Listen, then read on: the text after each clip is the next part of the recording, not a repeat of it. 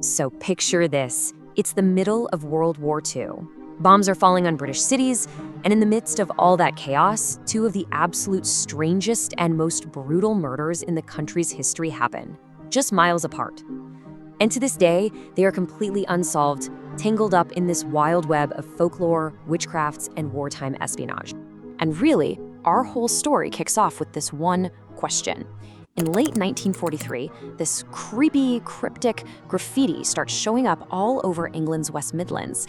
It gave a name to a victim nobody knew, and it turned a really gruesome discovery into this enduring legend that has just baffled people for nearly 80 years. Now, to really get these cases, you have to go back to a Britain just gripped by war. I mean, imagine a time of total blackouts. Everything's rationed, and there's this intense paranoia. Everybody is watching everybody else, looking for spies. The line between your neighbor and the enemy felt, well, dangerously thin. It was the perfect backdrop for secrets to just fester.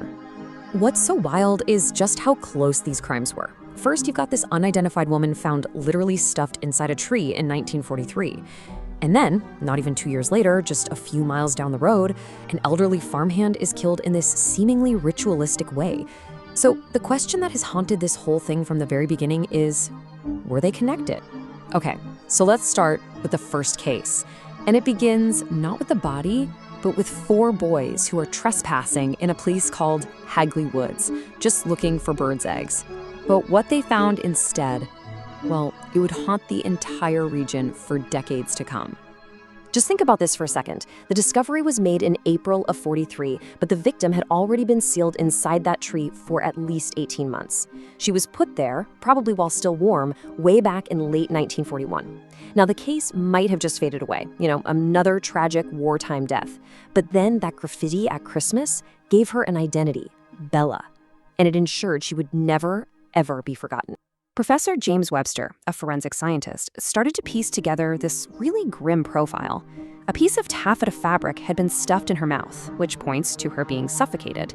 Her irregular teeth, you'd think, would have been a huge clue for identifying her, but they checked every single dental record in the UK and found absolutely nothing. And then there's the most bizarre part. Her right hand was missing from the skeleton. It was later found buried nearby. So just as the investigation into Bella's death was going completely cold, another shocking murder happened right nearby. And this time, the victim was someone everyone in the area knew. And the crime scene, it was even more disturbing. Charles Walton was a lifelong local, a widower who lived a pretty quiet life. He'd gone out to work just slashing hedges on Meon Hill that Valentine's Day, and he was supposed to be home by 4 p.m.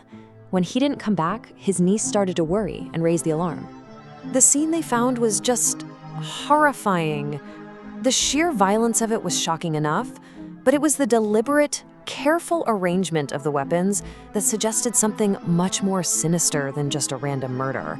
That pitchfork pinning him to the ground, the slash hook buried in his neck, it all seemed deeply, horribly symbolic. You can imagine the bizarre nature of both of these murders just sent the rumor mill into complete overdrive.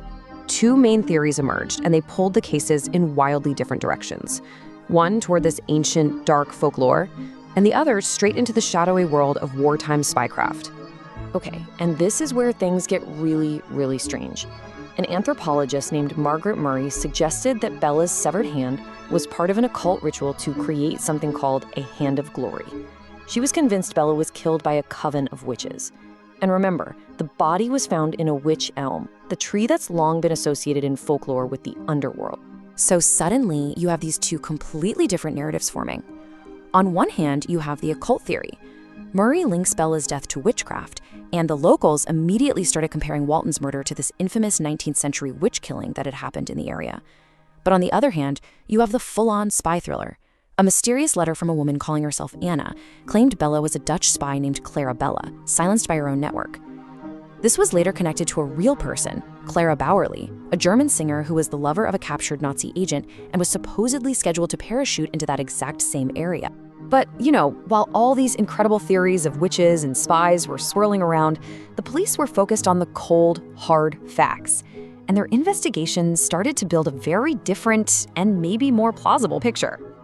So in the Walton case, investigators pretty quickly zeroed in on his employer, a guy named Alfred Potter, who just showed this clear pattern of deception. He kept changing his story about where he was and what he was doing. He got caught in a flat-out lie about a drowned calf. And then the police found out he was skimming money from Walton's wages. So they had motive and opportunity, but they just never had enough hard evidence to make a charge stick. But Bella's case, it was the total opposite. The police had nothing. I mean, zilch. They chased down thousands of missing persons reports, checked dental records all over the country. They even traced her shoes back to a specific market stall. But the trail just went cold every single time. It was like she was a ghost.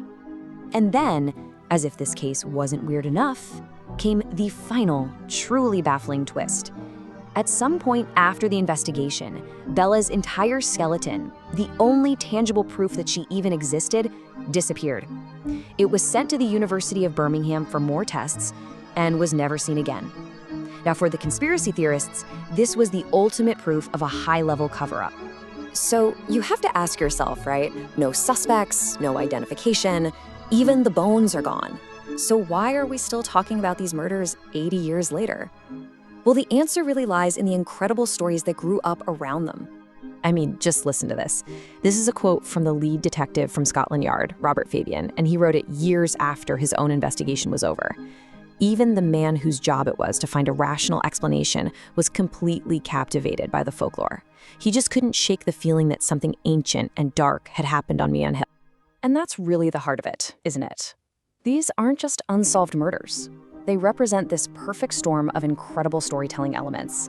You've got the gripping reality of true crime, the intense anxiety of a nation at war looking for spies under every rock, and this deep, unsettling pull of ancient beliefs and superstitions. It's a story that works on so many levels, and each one is as compelling as the last.